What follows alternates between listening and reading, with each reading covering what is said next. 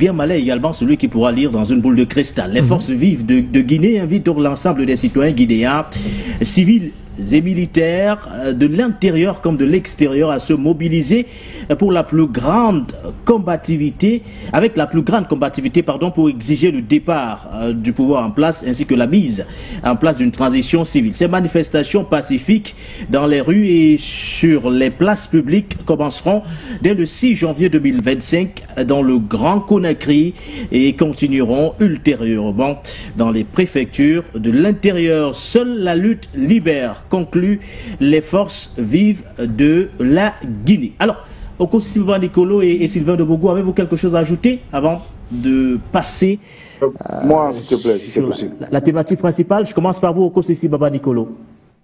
Oui, moi je comprends un peu l'intelligence de mon grand frère patient Patrice Ndom. Je comprends. Parce qu'aujourd'hui, nous ne sommes que des Africains qui apportons notre soutien et notre voix à nos frères, mais les plus intéressés, ceux que cela concerne sont les Guinéens. Donc je comprends un peu son intelligence et son adresse. Mais pour sortir, il a posé une question. D'abord, il a dit une chose. Il ne sait pas. Le problème de la Guinée, c'est flou. Il n'a pas de lecture. Le grand analyste qui peut prendre des événements et être à l'aise d'analyser, il ne les a pas. Il ne peut pas vraiment s'embourber comme nous.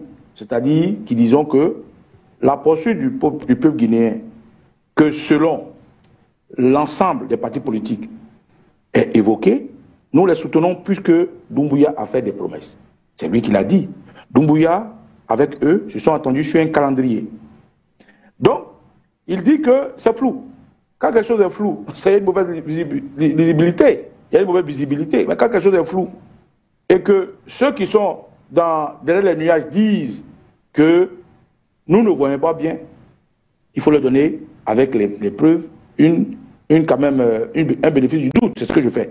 Et je pense que c'est ce que Sylvain fait. Mieux, à la fin de sa prise de parole, il a dit, il a posé une question de savoir qu'est-ce qui se passe en Guinée. Ben, je vais lui rappeler ce qui se passe en Guinée en fonction de ce que vous avez exposé dans cette thématique. Vous avez dit que la majorité, pour ne pas dire un ensemble de partis politiques, expose sur un communiqué que M. Doumbouya a en tête ou prévoit changer la constitution pour être candidat aux élections. C'est ce qui se passe en Guinée. C'est écrit, c'est eux qui l'ont communiqué. Et ça se passe en Guinée. Ils disent que le CNRD ne respecte pas la clause et la parole donnée à la CEDEAO sur le timing de la transition. C'est ce qui se passe en Guinée. Ils disent que la gestion d'un accident où il y a eu explosion a été mal gérée par l'exécutif guinéen. C'est ce qui se passe en Guinée.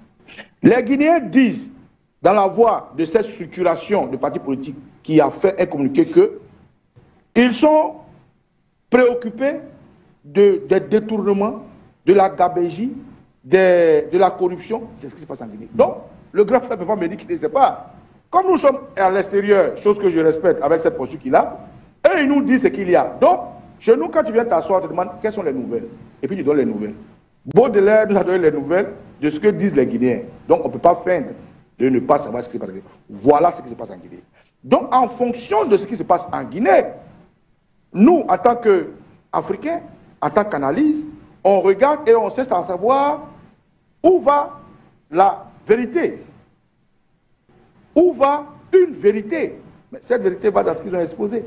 Est-ce que oui ou non, la Guinée a évolué? Non.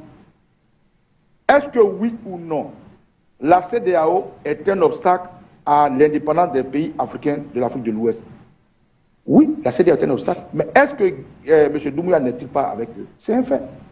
Aujourd'hui, les Américains qui viennent de s'embourber, est-ce qu'on ne les a pas mis au pas au Burkina, au Niger, au Mali? Oui. Alors, quand il dit que demain, si Doumbouya fait vote face, on sera mal positionné, mais je veux dire à au grand frère que la politique est la saine appréciation du moment. Hier, quand M. Doumbouya est arrivé, et qu'on nous a dit qu'il était un ancien légionnaire, on faisait attention. Dès qu'on a vu les actions qu'il a posées, en tendant la main aux frères de l'AES, nous avons applaudi. En rebaptisant l'aéroport, nous avons applaudi. En faisant rentrer Dadis Camara, nous avons applaudi. En instituant cette justice accessible à tous, nous avons applaudi. Et beaucoup d'autres choses qu'il a posées, nous avons applaudi.